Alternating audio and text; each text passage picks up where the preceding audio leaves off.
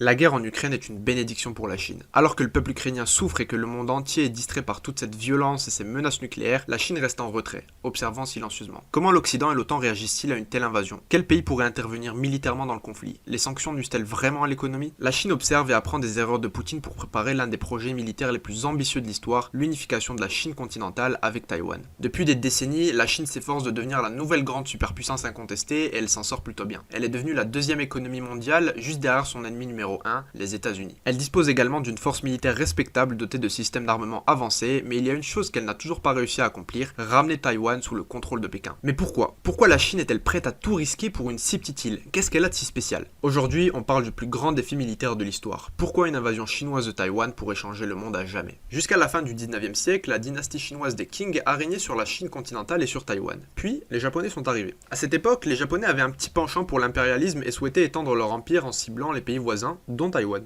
Ainsi, en 1895, après 5 mois de bataille sanglante, les Taïwanais ont agité le drapeau blanc et s'en sont suivis 50 années pendant lesquelles Taïwan a fait partie de l'empire japonais. Mais les empires vont et viennent, et après la défaite du Japon lors de la Seconde Guerre mondiale, Taïwan est repassé sous le contrôle de la Chine. Au même moment, une guerre civile entre les communistes dirigés par Mao Zedong et les nationalistes divisait le pays. Les communistes ont lentement gagné de plus en plus de contrôle sur l'immense territoire chinois, et le 1er octobre 1949, Mao Zedong a déclaré victoire et la Chine est ainsi devenue la République populaire de Chine, ou RPC. Mais le combat n'était pas terminé pour autant. Même s'ils ont été vaincus sur le continent, les nationalistes préféraient mourir plutôt que de vivre sous un régime communiste. Retranchés dans le coin le plus reculé du sud-est de la Chine, ils n'ont eu d'autre choix que de traverser la mer et de se replier vers Taïwan. Ainsi, en l'espace de 4 mois seulement, quelques 2 millions de soldats, d'officiers et de civils ont fui vers l'île. L'objectif était de se regrouper, de reprendre des forces et d'élaborer un nouveau plan pour reprendre le pouvoir sur le continent. Cependant, après quelques tentatives infructueuses de reconquête du continent, les nationalistes ont réalisé qu'il était inutile de poursuivre le combat, les communistes étant devenus trop forts. Il était temps pour eux de changer de stratégie et ils décidèrent alors de créer leur propre état à Taïwan qui serait la vraie Chine.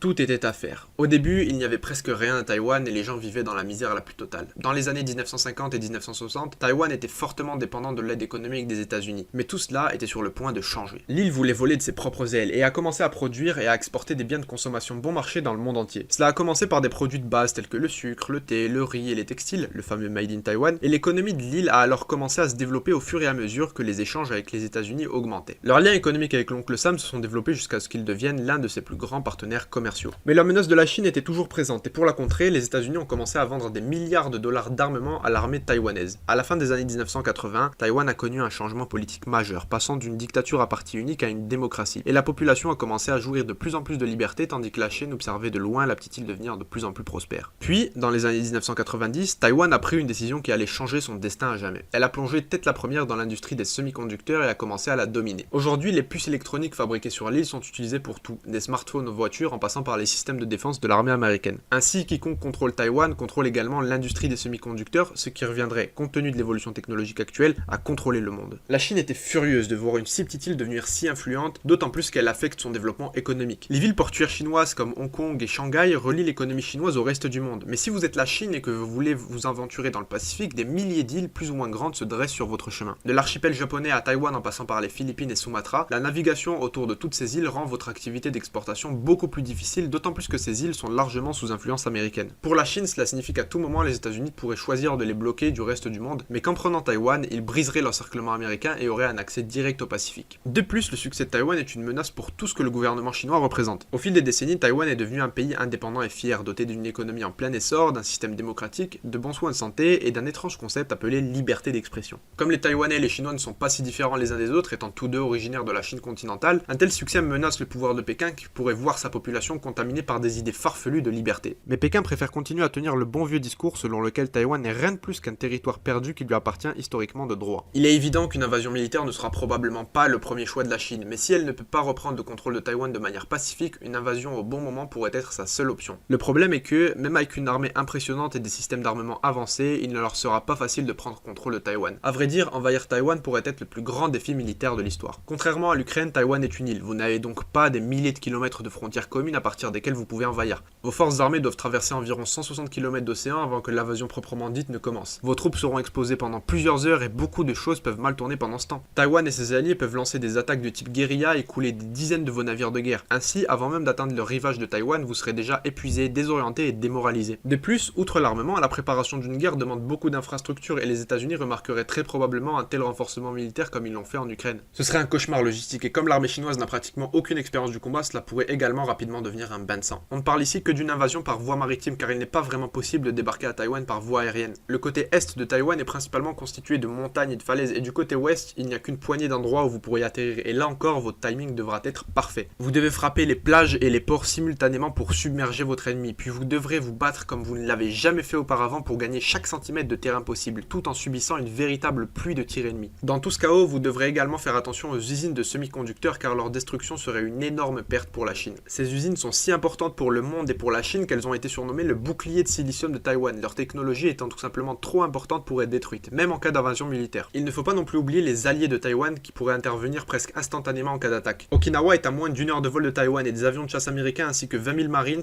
y sont stationnés prêts à se joindre au combat. Le Japon est également en pourparlers avec Taïwan. Ils craignent que si Taïwan passe aux mains des Chinois, les îles périphériques du Japon soient les prochaines à tomber. Les forces armées japonaises pourraient donc également se joindre au combat. Mais si tout cela n'arrête pas la Chine et qu'elle parvient tout de même à s'emparer de Taïwan, on pourrait assister au début d'un nouvel ordre mondial avec la Chine prenant le contrôle de l'industrie des semi-conducteurs et achevant de mettre le monde à sa merci.